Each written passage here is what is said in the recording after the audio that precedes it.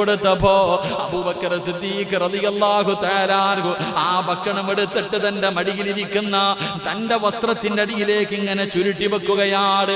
അബ്ദുറഹ്മാൻ ഇബ്നു ഔഫ് തങ്ങൾ ചോദിക്കുകയാ, എന്റെ വീട്ടിലിരുന്ന് ഭക്ഷണം കഴിക്കാൻ ലജ്ജയാണോ അബൂബക്കറെ? ഞാൻ നന്നാ കഴിക്കത്തില്ലേ? ഞാൻ തന്നാ നീ ഭക്ഷണം കഴിക്കത്തില്ലേ? എന്തേ കഴിക്കാത്തതെന്ന് ചോദിക്കുമ്പോ അബൂബക്കർ തങ്ങൾ പറയുകയാ, വരുന്ന വഴിയിൽ പള്ളിയുടെ മുന്നിൽ ഇരുന്നു കൊണ്ടൊരു പാവപ്പെട്ടവൻ എന്റെ മുന്നിൽ കൈനീട്ടിയിട്ട് യാചിച്ചു. കൊടുക്കാൻ എന്റെ കയ്യിലൊന്നുമില്ലായിരുന്നു, ഇത് അവന് കൊടുക്കാനുള്ളതാണ്. പടച്ചവരെ ഇറങ്ങി ഓടുകയാ. അബൂബക്കർ സിദ്ദീഖ് തങ്ങള് അബ്ദുറഹ്മാൻ ഇബ്നു ഔഫ് റളിയല്ലാഹു തആല അൻഹുവിന്റെ വീട്ടിൽ നിന്ന് ഇറങ്ങി ഓടുകയാണ്.